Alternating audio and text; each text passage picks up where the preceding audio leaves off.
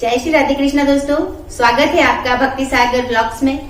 और आज हम सुनेंगे वैशाख मास का तृतीय अध्याय।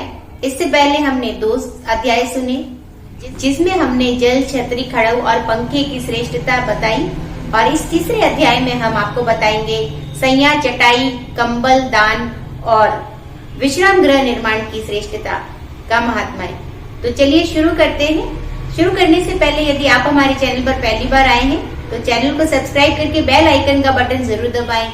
इससे आगे आने वाले सभी धार्मिक व्रतों की नोटिफिकेशन की जानकारी आपके पास आ सके। तो चलिए शुरू करते हैं। तो बोलिए वैशाख माह की जय। नारद जी ने कहा, हे नृपेंद्र, वैशाख मास में किसी उत्तम ब्राह्मण को अथवा गर्मी में थके हुए मनुष्य को सैया दान करें अथवा सुखदायक स्थान पर सुलाकर हवा करें तो ऐसे मनुष्यों को शरीर के रोग नहीं सताते तथा उसके समस्त पाप शांत हो जाते हैं। वह जन्म मरण के बंधन से मुक्त हो जाता है। उसके कुल में कई पीढ़ी तक कोई पापी नहीं होता। ऐसा मनुष्य 7 बार जन्म लेकर भी सदैव सुखी रहता तथा अपने कुटुंब सहित मुक्ति पाता है। वैशाख मास में आसन, चटाई, कंबल आदि का दान करना भी अति उत्तम है। उस पर बैठने और सोने वाला सुख प्राप्त करता है। तो उस पुण्य के फल से दान करने वाला भी अकाल मृत्यु से छूटकर दीर्घजीवी होता तथा मुक्ति को पाता है। जो मनुष्य गर्मी के कारण दुखी ब्राह्मण को पतले वस्त्र दान करता है वह चिरंजीवी होता है। कपूर शरीर की गर्मी शांत करने वाला है, अतः उसका दान करने से भी परम गति प्राप्त होती है। जो मनुष्य ब्राह्मण को फूल और कुमकुम का दान करते हैं वे समस्त पृथ्वी के राजा बनते हैं। ऐसा मनुष्य पुत्र पौत्रों से युक्त होता है, अतः अंत में मुक्ति को पाता है।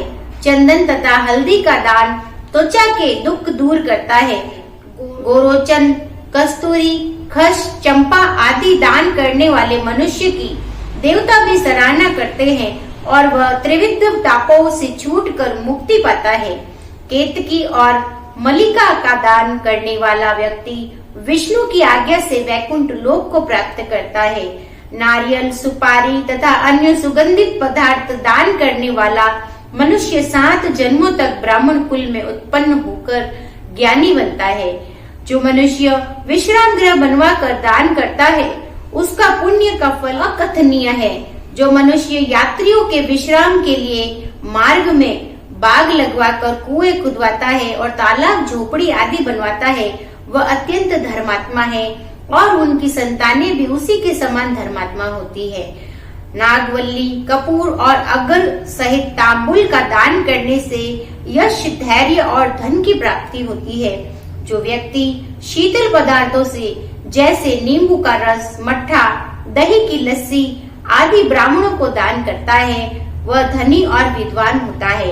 चावल का दान करने से लंबी आयु मिलती है। शुद्ध गाय का घी दान करने से अश्वमेध यज्ञ का फल मिलता है। मेष संक्रांति में ककड़ी और गुड़ का दान करने से पापों का नाश होता है। सूर्य की तपन को शांत करने के लिए ईख का दान करने से अनंत पुण्य होता है। सायकाल की थकावट को दूर करने के लिए पके फलों का दान करने वाले के पितरों को अमृत मिलता है और उस मनुष्य को सायुज्य मुक्ति मिलती है। जल युक्त कुंभ का दान पितरों का गया श्राद्ध करने जैसा फलदायक होता है। तो यहाँ पर हमने दान की श्रेष्ठता का महत्व समझा और यहीं पे ये तीसरा अध्याय समाप्त होता है। इस तीसरे अध्याय में हमने जाना दान का महत्व। तो हमें इस दान के महत्व को अधिक से अधिक अपने परिवारों और मित्रों के साथ साझा करना चाहिए ताकि वो भी इसके महत्व को समझे और इसके पुण्य के भागी बन सके। आप मेरे द्वारा किया गया पाठ यदि आपको अच्छा लगा हो तो आप मेरे चैनल को सब्सक्राइब करके बेल आइकन का बटन जरूर दबाएं। इससे आगे आने वाले सभी धार्मिक वीडियोस के नोटिफिकेशन आप तक आ सके। तो चलिए इसी के साथ मिलते हैं हमारे अगले वीडियो में अगली धार्मिक जानकारी के साथ। तब तक के लिए आपका दिन शुभ और मंगलमय रहे। हर हर गंगे, जय श्री हरि भक्तों।